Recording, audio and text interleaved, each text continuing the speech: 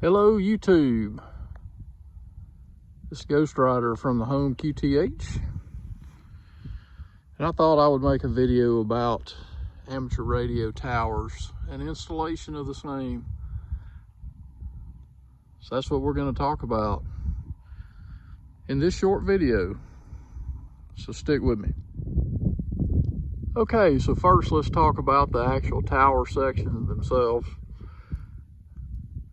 What I have here is Rohn 25G, and this is probably the most popular size of antenna tower section for ham radio, and so many other uses. They also make a Rohn 45, which is a much heavier duty tower. But this tower measures approximately 1 foot from leg to leg. It's triangular in shape, and it has this nice continuous interwoven bracing that's welded in. I'd recommend you look around and see if you can find some of this used. Rohn 25 is pretty expensive new, and it's about 120 to 130 bucks a 10-foot section new.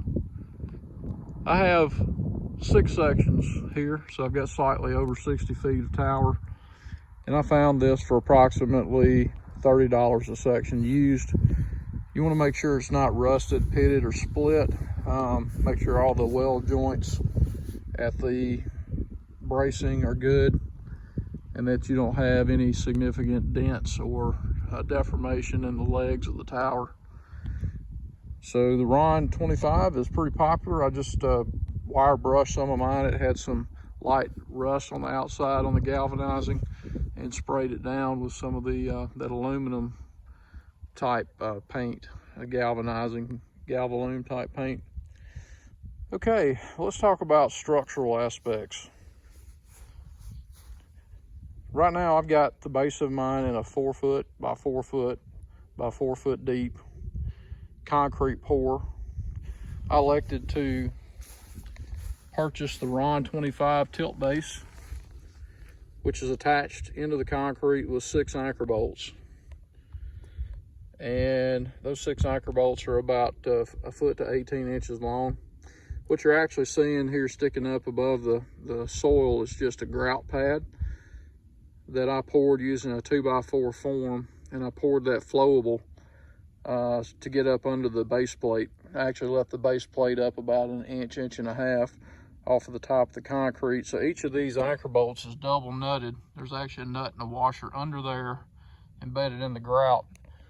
And I did that with the first section installed to get everything plumb before taking off. And the way you do that is you just adjust each anchor bolt until you get everything plumb, then tighten it down, and then pour your grout.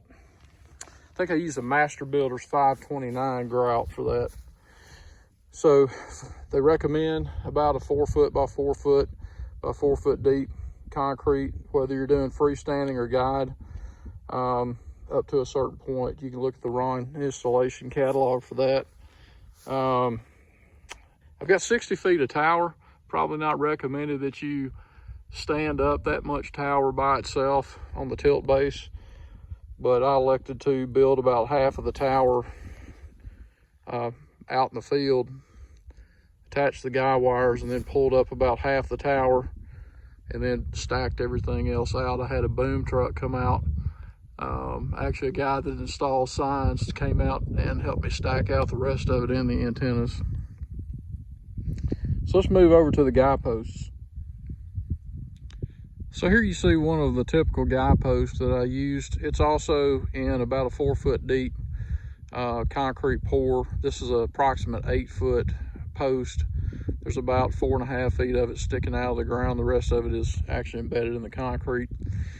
And the gentleman that I had do the concrete, he poured these piers at the base here by taking that plastic container, basically bringing it up about a foot out of the ground. So the actual pipes themselves, this is a square tube.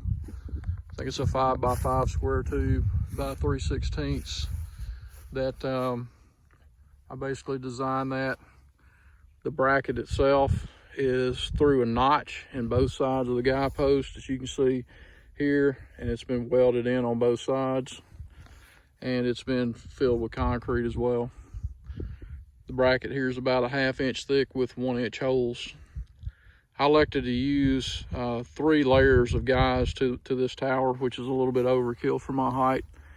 It's at a little bit over 60 feet or 70 to the top antenna, but I can go probably 80 to 90 feet if I want to in the future. So the galvanizing, I had them sent to a galvanizing shop, and they hot dip galvanize those. So that's the actual galvanizing from the shop.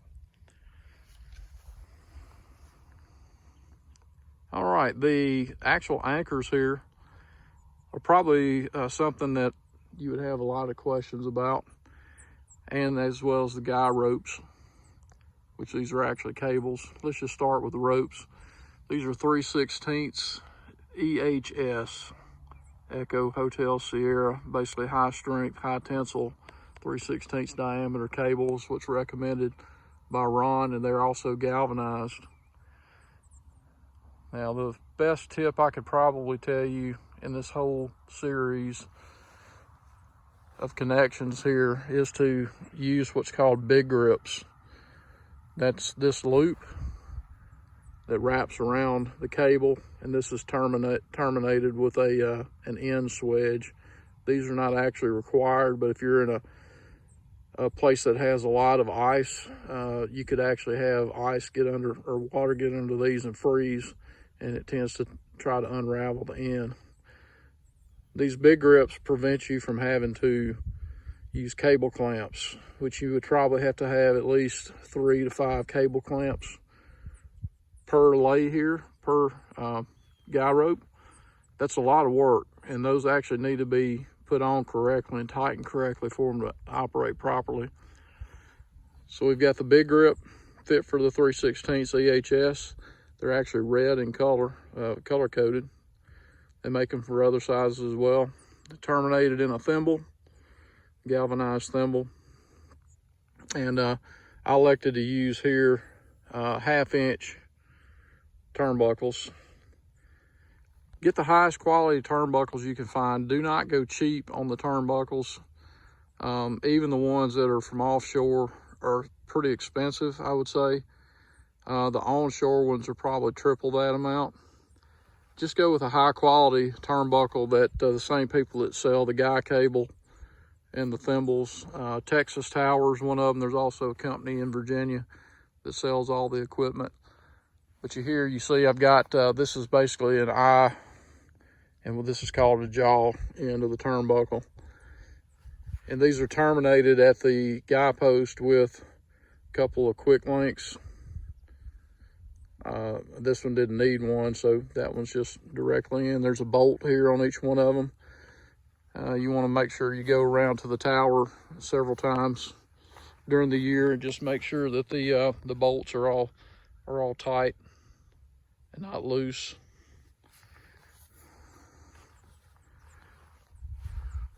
The extra piece of cable there is actually a safety that's recommended, and you can see it's threaded through the thimbles on each cable, doubled, so it's 2 loops around, and then it actually goes back through each of these terminations. The point being, if you lost one cable, the load would not just immediately be thrown to the other 2, and it just serves as a safety against your turnbuckles failing, which is very low probability, but I'd still recommend it. And these are just closed up with 3 cable clamps.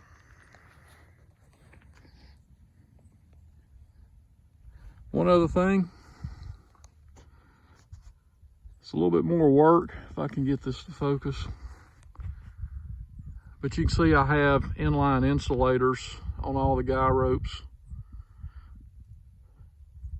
Went through and calculated the length of each of the guy ropes as it's split up at an insulator to make sure none of the individual links are resonant on any amateur radio band. And that prevents your guy ropes from inadvertently coupling with your antenna. All right, let's take a look at some of this hardware up close.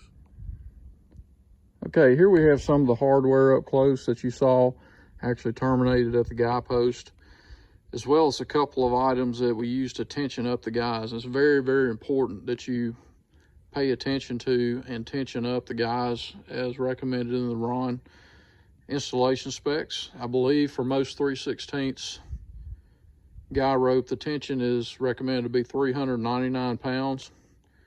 Call it 400. So that's a pre-tension load that you put on them. And you want to do that in stages as you go around to each level of guy rope. You want to tension up one a little bit while keeping the tower plumb, and work your turnbuckle until you get that entire level tensioned up to 399 pounds per. And you might ask, well, how do you do that? Well, you really need one of these magic tools here. This tool is made by Klein. They're some of the best as far as tools in the industry for ironworking. Some people call these a pork chop. That's a colloquial term, I guess. But you can see as I work this, there's a jaw right here that the guy cable would go through here. You would secure the guy cable with the hook here so it doesn't slip out. And then when I pull on this end, the jaw bites down on the cable. And this tool is what allows you to get a grip on the cable above the turnbuckle and to pull tension on it. Now what you don't see here is a digital scale I bought off Amazon for, I think, about 20 bucks. It was rated at, I think, 1,000 pounds, and it was hooked in between here and this come along. This is another one I bought off of Amazon, I think another 25, 30 bucks. This is rated for 1,500 pounds. So between the upper hook and the pork chop, there's a scale, digital scale. And then the lower hook I had connected to a strap that was rated for at least a couple thousand pounds, that was either connected to or wrapped around the guy post. So then you can see with all this in line, you're able to tension up the come along, get the correct tension on the scale, and then what you want to do is take the weight away from the come along and scale assembly with the turnbuckle. Then you know that you've got 300 to 400 or 400 pounds on your guy. Now this is one of the big grips. This is how it comes in the pack. You can see it's not connected, and there's two ends. One is longer than the other. You start by threading this end by hand onto the cable, and then you wrap the other end around it. You start actually up here, and you wrap it around and close it off. This will not break. The actual cable will break before the big grip breaks, and that keeps you from having to use a whole bunch of these guys. If you do use these, you got to make sure you don't put this saddle on the dead end. You want to put it on the live end of the wire going up to the tower. And these have a specific torque you have to tighten these to, and there has to be a specific number attached at each guy rope. It's a lot of work, a lot of tedious work with these. Yeah, these are more expensive, but it's a clean installation. Okay, so I'm at the guy post that's nearest to the house. And let's just take, for example, this lower guy cable. And let's just say we needed to tension it up. Take the pork chop device. So you slip it over the cable. You close the retainer hook. And then as you pull this, on this eye here at the bottom, those jaws bite into that cable. It will not release until you release the pressure on this here. So this goes in line on the cable. It could be mounted above it or below it. I just got it above it for reference here. Again, I had a scale in line where my hand was, or is right now. And then had a strap around the post, tensioned everything up, and then took the load away with the turnbuckle. and did that for each level. Let's talk about a few more items that are worthy of mentioning here as far as the build. You can see where all the guy cables attached to the tower that I have installed the Rohn basically end termination, or what they call a torque bar, at each of the levels where the guys attach. Now, I know a lot of operators will just loop the cable around the leg and fasten it back with cable clamps. The reason that's not recommended is over time the cables can eat through the side of the tower leg and actually pull apart the leg from the weld at the brace. So these serve to clamp to the tower. You see it goes around that triangular shape and actually has a little D-ring at each termination. And it keeps all the pressure from pulling on the legs. All the actual tension from the cables themselves go through that triangular bracket. So it's I'd highly recommend doing that instead of looping it around the legs.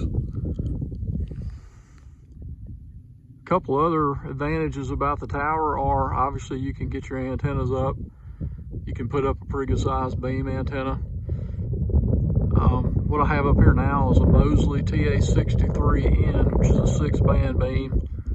And above that, at the very top, at about 70 feet, is a set of Cushcraft A26B2 stacked 13-element VHF for 2 meter. I'm using a 20-foot 3/8 wall aluminum mast. You can use steel. Aluminum's much lighter.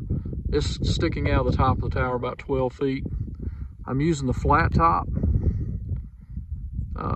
element at the top for the thrust bearing that the mast goes through. And then at the bottom, I'm using a ham 4 rotor, a HyGain ham 4 that sits on that little shelf below the beam. I elected to put mine further down in the tower. That reduces the couple force or the moment on the tower by putting it further down inside. What you see there is a Rohn, actually a little stand that mounts specifically to a 25G tower. Those are not required. I elected to get one, and the last time I had to do work on my rotor, I just left it up there. Gives you a place to stand, nice place to work from. So that one's staying right where it is. Another cool thing about a tower is you can mount several of these sidearm masts out the side. So about 40 feet here, we've got a Comet. That's a 2 meter 440 antenna. It's about 17 feet tall. It's works pretty good. So I don't like or recommend putting those at the very top of the tower. They don't have a neutral ground and they tend to attract lightning strikes. So I wouldn't recommend putting that at the top of the tower. I know a lot of people do, but several people I know around here have actually had those taken out by lightning being at the top of the tower.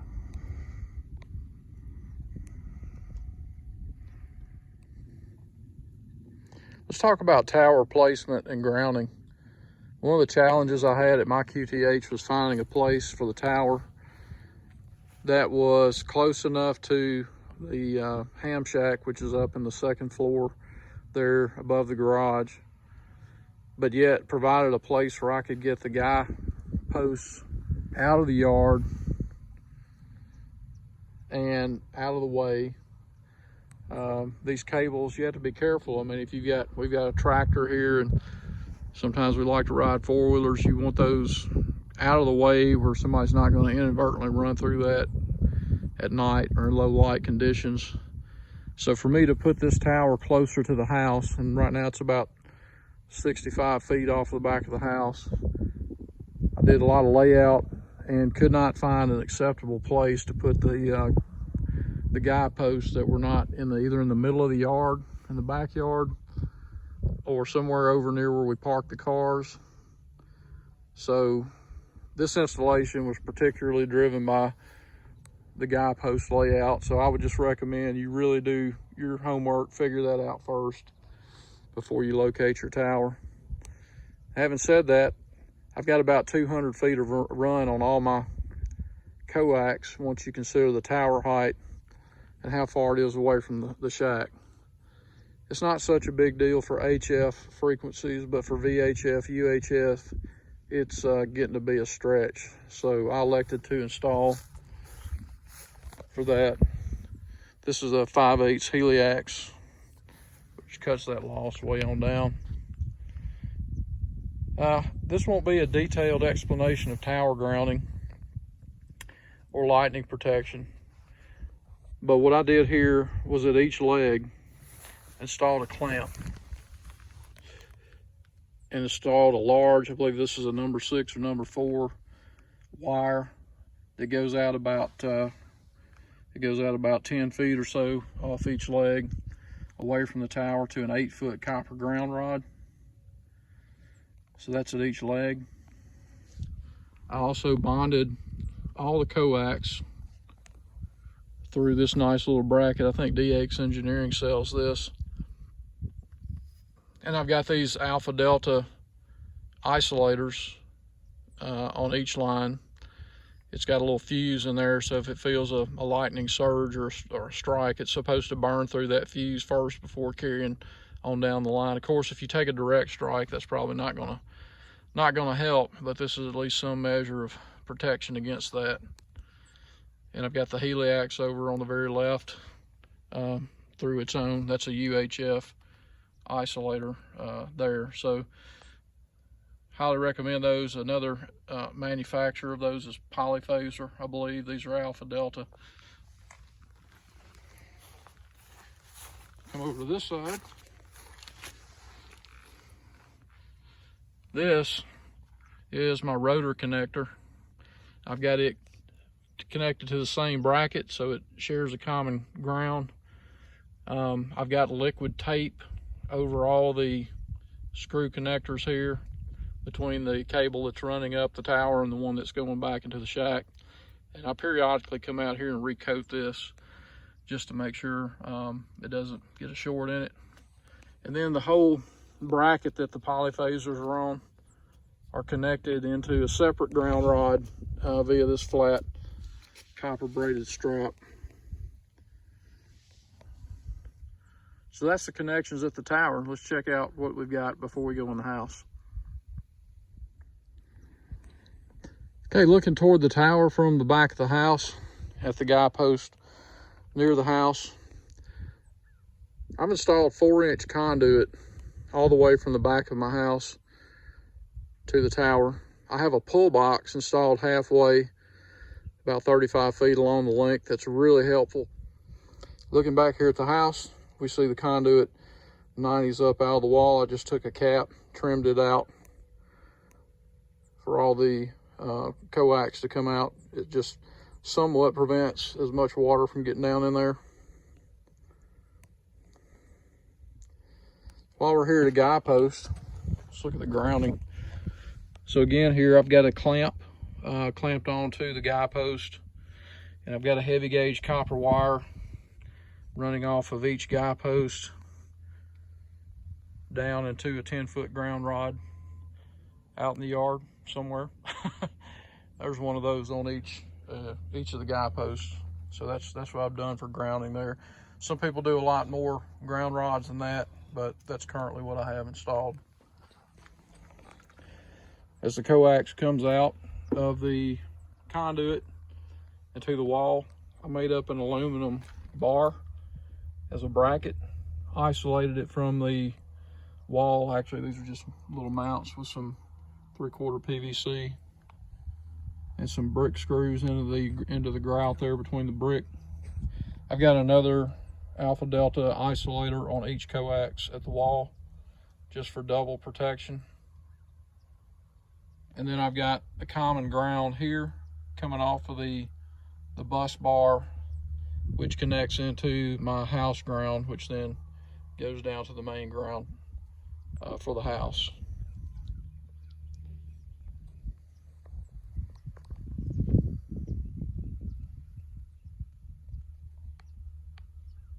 Okay. As they run up the wall here, I've just got them clipped to the wall. Some of the HF lines are actually coming out of the corner of the soffit and then back down. I've got the heliax line though is running up and through another piece of EMT conduit going through the brick. That's probably one of the harder things to do for the entire install. That's installed in a little crawl space just outside of the room where I have the shack, and I had to penetrate the brick for that conduit to go through. Have it re-caulked up really good now, and I've got steel wool shoved up in there, keep the critters out.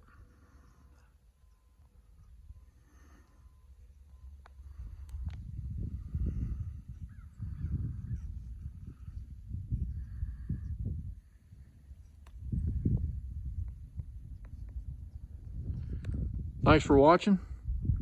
Hope this was helpful to you. Enjoy this great service of ours. 73, till next time.